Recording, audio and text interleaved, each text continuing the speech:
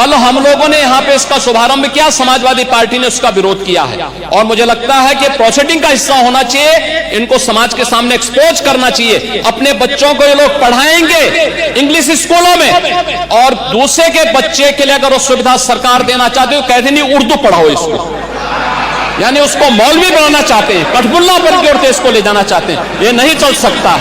अभी आज से थोड़े दिन पहले उत्तर प्रदेश के चीफ मिनिस्टर ने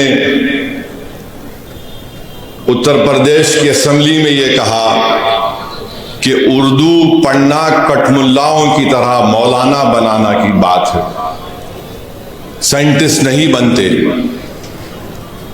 अब जाहिर है उत्तर प्रदेश के मुख्यमंत्री को तो उर्दू नहीं आती, मगर वो साइंटिस्ट क्यों नहीं बने, उसका जवाब वही दे सकते हैं। उत्तर प्रदेश के मुख्यमंत्री ने कहा कि उर्दू पढ़ने से कठमुल्ले बनते हैं। अब उत्तर प्रदेश के मुख्यमंत्री के जो बुजुर्ग थे या जिस आइडियोलॉजी से वो आती हैं, उनके किसी भी शख्स ने इस मुल्क की आजादी में हिस्सा नहीं लिया। ये गोरखपुर से आते हैं और उसी गोरखपुर से रघुपति साहेब फराख भी आते हैं। फराख गोरखपुरी उर्दू का एक बहुत बड़ा शायर था, मुसलमान नहीं था। अगर शायद असेंबली में कोई उठ के बोल देता मुख्यमंत्री को, तो मुख्यमंत्री बोलते नहीं नहीं उन्हें भी कठमुल्ला है।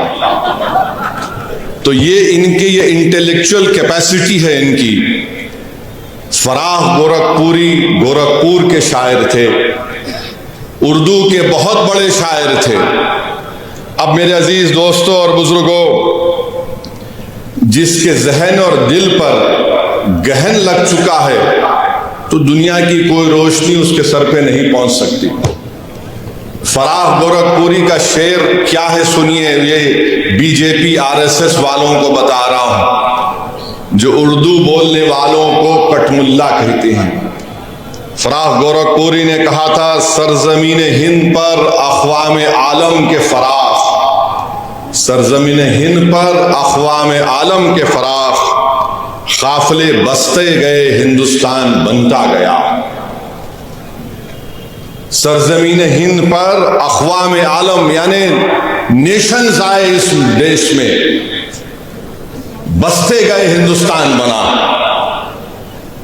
अब ये जो आर्ग्यूमेंट इनका आरएसएस का है कि नहीं ये बाहर से आए, तुम भी बाहर से आए, जितने आर्यंस है बाहर से आए, अगर ओरिजिनल है तो द्रविडियन और ट्राइबल लोग हैं। फराख गोरखपुरी ने सच्चाई को बयान कर दिया। अब इनको नफरत इतनी उर्दू से है कि इनको शायद ये भी नहीं मालूम होगा कि हसरत मोहानी ने कलकत्ता में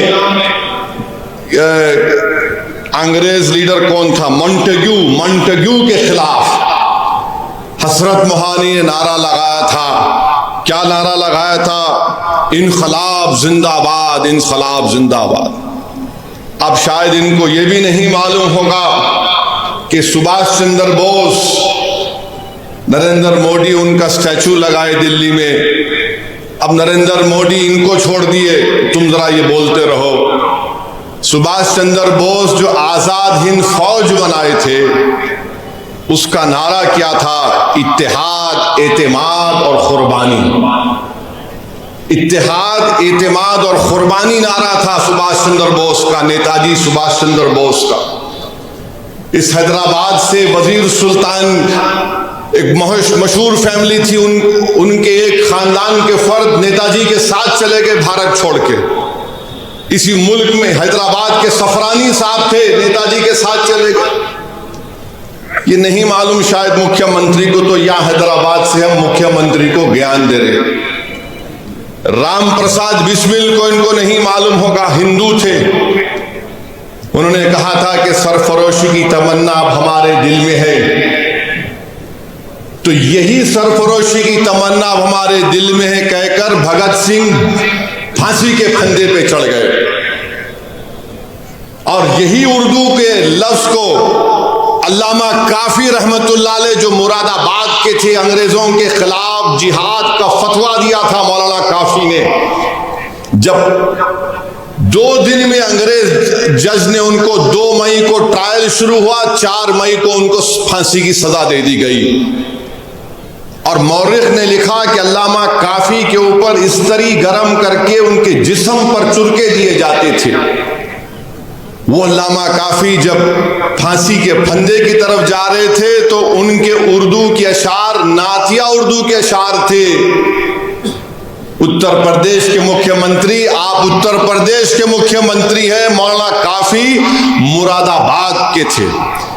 फतवा दिया अंग्रेजों के खिलाफ जिहाद का, कठमुल्ले तुम बोलते ना।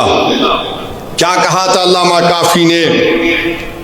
कोई गुल बाकी रहेगा ना चमन रह जाएगा, पर रसूल अल्लाह का दीन हसन रह जाएगा। अतलस व कम ख्वाब की पोशा पर नाजा ना हो तुम, इस तने में जान पर खाकी कफन रह जाएगा। नामे शाहाना जहां मिट जाएंगे, लेकिन यहां हशर तक नामो निशान पंजेतन रह जाएगा।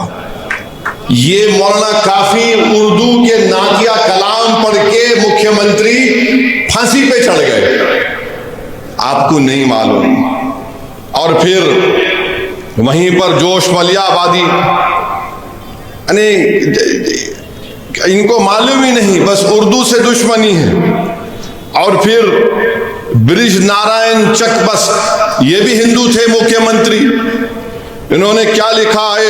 ए खाके हिंद तेरी अजमत पे क्या गुमान है, दरियाए फैज खुदरत तेरे लिए रवा है। ये ब्रिज नारायण ने लिखा उर्दू में।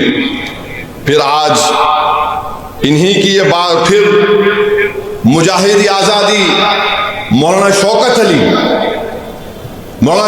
अली खिलाफत तहरीक में बहुत बड़ा रोल उनका। राउंड टेबल के लिए बरतानिया गए तो मौलाना शौकत अली ने कहा कि अगर मैं हिंदुस्तान को आजाद नहीं कराऊंगा तो मैं भारत को वापस नहीं आऊंगा।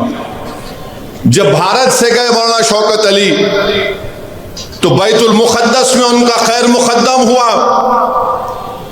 2 लाख लोग मौलाना शौकत अली के इस्तकबाल के लिए बैतुल मुक़द्दस को आए थे।